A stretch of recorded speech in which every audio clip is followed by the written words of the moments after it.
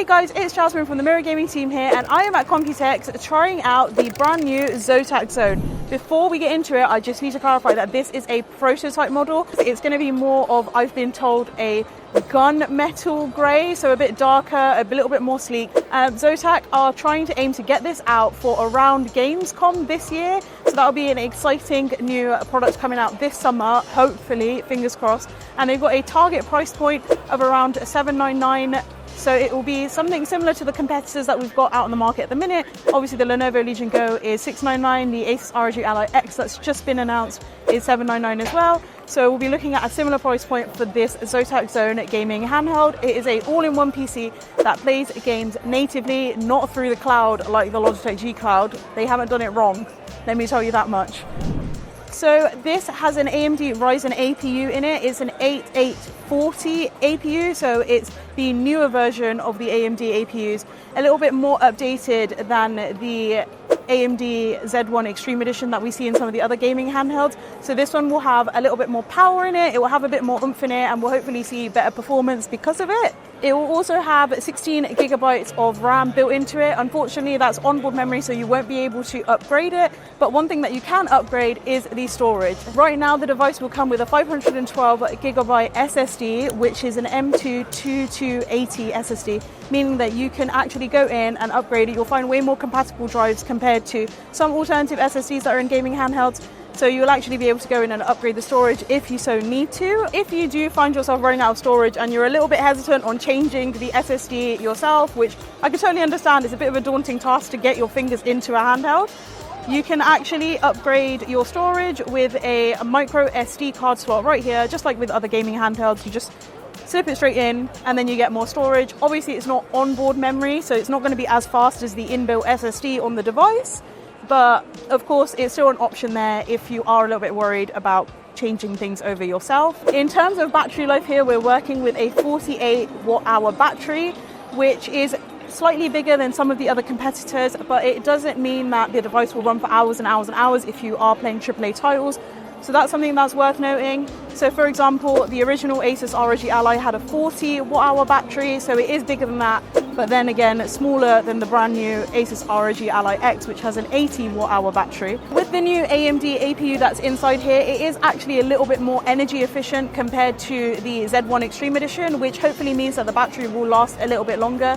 In Zotac's case, they found that it lasts around 90 minutes when you're playing a AAA title, but obviously this will depend on what type of game you're playing, how well optimized it is, how demanding it is, so that's just something to factor in there.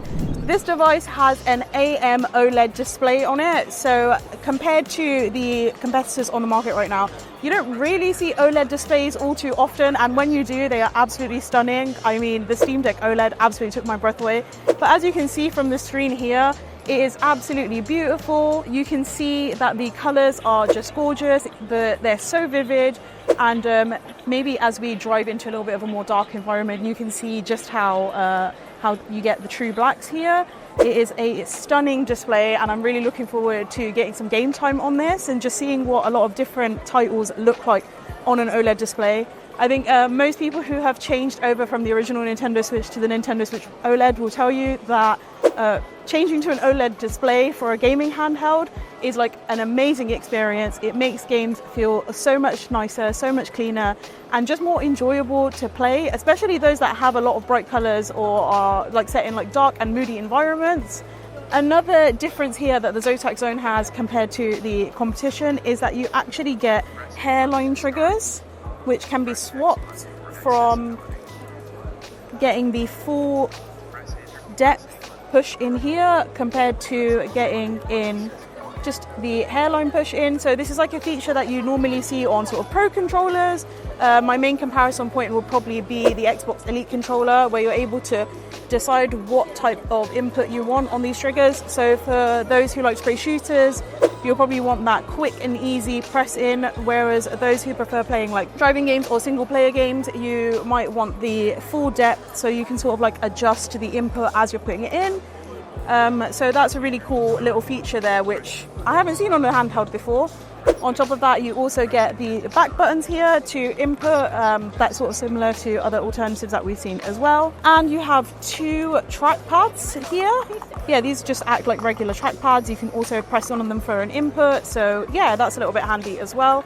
Another interesting feature, which you probably wouldn't notice when looking at the device because it's blended in so well, is that this little section here is actually a dial which you can turn. And you can customize that to anything that you want it to be, whether that be the volume, the brightness, or maybe even some in-game controls.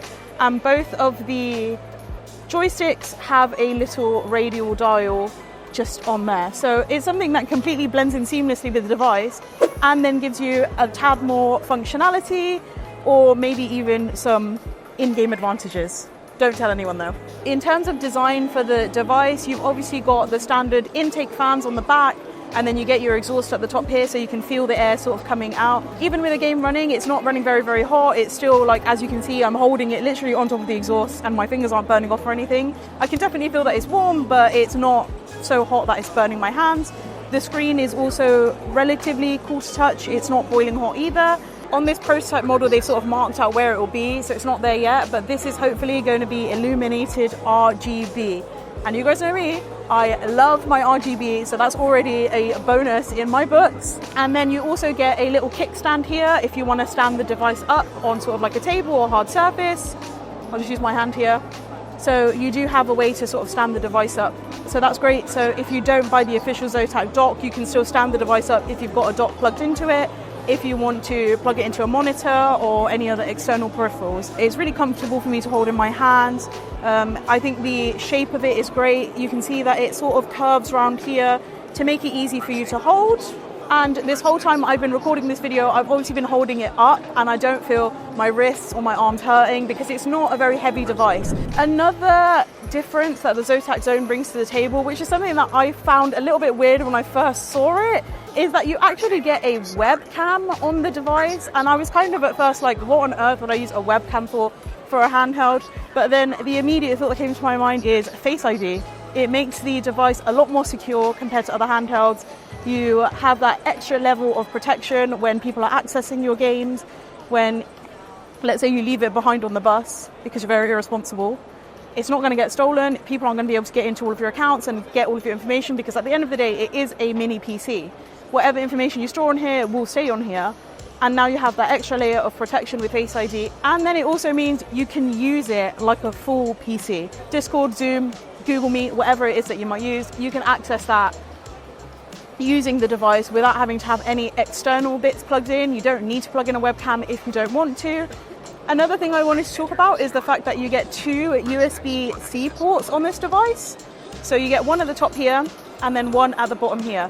No matter how you want to charge or use the device, you have the capability to do that plugged into the top or plugged into the bottom. If you want to have a charging cable plugged into the top and also a dock plugged into the bottom or vice versa, then you can do that. You're not limited to just one input here with the Zotac Zone, which is absolutely fantastic. And speaking about docks, you guys will be glad to know that there are accessories coming out with the Zotac Zone. Hopefully when the device releases as well, you don't have to wait months and months for the accessories to come out later. Cough, cough, no indirects here. But I just want to speak quickly on the dock that will hopefully be coming out with the device. It opens up just like this, and then you can pop that down there. The device then slots in here, just like that. And then you can plug it in to the port up here. And then you get access to a range of other outputs, including an Ethernet port, HDMI, an extra USB port, and there are just a ton of other bits going on here. And the most fascinating thing that I found out about this is actually hidden underneath. You can add in another SSD into this dock here and then have access to all of the bits and pieces that are on this SSD on your device by just plugging the dock in. So again, like I said earlier, if you are a bit scared about getting into the internals of the device, you don't even have to do that to be able to upgrade the storage on this device. It can just be plugged in straight here on the dock and then you're ready to go, which is absolutely fascinating to me and kind of can't believe this hasn't been done before. So this is amazing. And then another accessory that will hopefully be coming out alongside the Zotac Zone is the case. So here is the carry case that will hopefully be coming out alongside the Zotac Zone. It's bulky to keep the thing safe, of course, but it's also sort of slimline enough that it can go straight in your backpack. It's got its own handle if you don't want to carry a backpack around with you as well. You've got tons of different slots here to keep all of your bits and pieces in, whether that be like extra memory cards, your charger, different bits and pieces for the device. And then you have a lot of padding here to make sure that the device is safe. You also get a wrist strap to attach to the device if you wish, so that way you have that extra level of security when you're playing. You don't have to be worried about dropping the device. I have a wrist strap on my phone because that's how clumsy I am, so I was very excited about this. So yeah, you also can get your hands on a carry case. It's worth noting that this doesn't come with the device, it is sold separately, so if you are on the lookout for getting this, just make sure you factor that in. A lot of other handhelds do come with the carry cases when you purchase them. The Zotac Zone doesn't, so just keep that in mind.